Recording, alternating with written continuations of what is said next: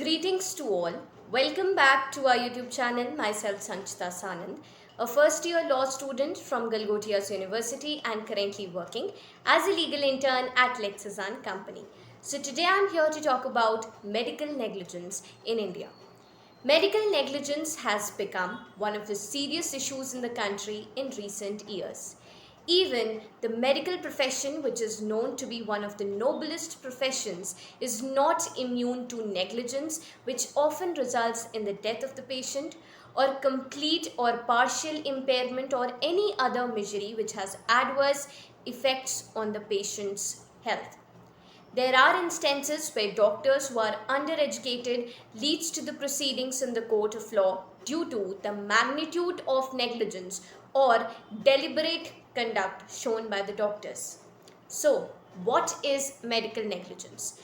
While considering the issue, Honorable Supreme Court in Kusum Sharma and others versus Batra Hospital and Medical Research Center, wherein it was defined as negligence, that is the duties owed to patient, a person who holds himself out as ready to give medical advice or treatment impliedly undertakes that he is possessed of skill and knowledge for the purpose. Such a person, whether he is a registered medical practitioner or not, who is consulted by a patient, owes him certain duties, namely a duty of care in deciding whether to undertake the case, a duty of care in deciding what treatment to give, and a duty of care in his administration of that treatment.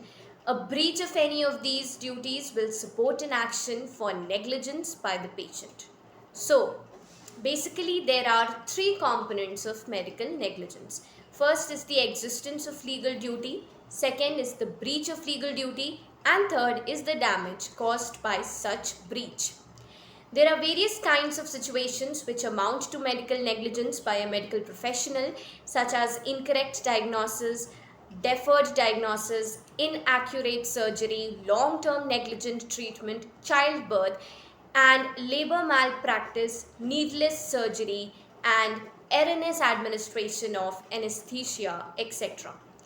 In Vinod Jain versus Santoba Durlabji Memorial Hospital and others, the Honorable Supreme Court observed that the test for negligence shall be from the viewpoint that a doctor who has been accredited with a special skill or competence but does not possess highest expert skill, it would in such case be sufficient that he exercises skill of an ordinary competent man under similar scenario.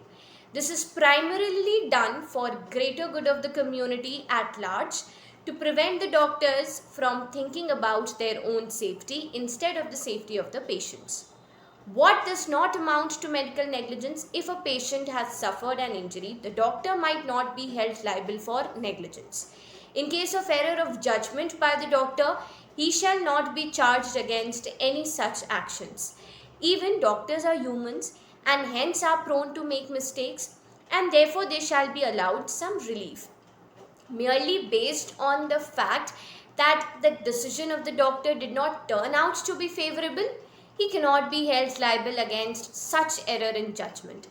The courts have observed that merely because the doctor chose a different procedure or treatment to cure the problem and it did not work as expected will not make him liable.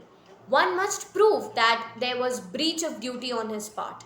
A doctor performing his duty with due care and caution could not be held liable for negligence. However, where error in judgment was due to a negligent act, it shall then be termed breach of duty and the doctor shall be held liable for his actions. So, what is this duty of care?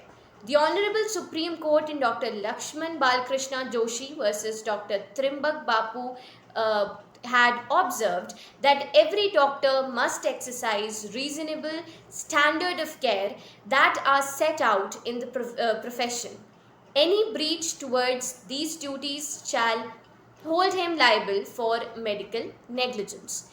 The National Consumer Disputes Redressal Commission in Chandigarh Clinical Laboratory versus Jagjit Kaur upheld the findings of the District and State Commission, wherein the appellant was directed to pay the complainant a compensation of rupees 25,000 along with cost of rupees 2,000.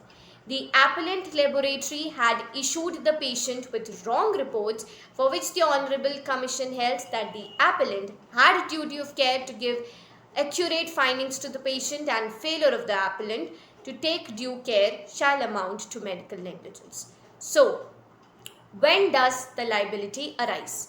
A medical professional or hospital shall be held liable for all actions against the patients where they have not taken proper standard of care and it has resulted in suffering on part of the patient.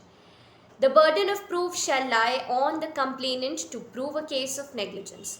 They have to first establish that there was a duty of care on part of the accused and that there was breach of such duty.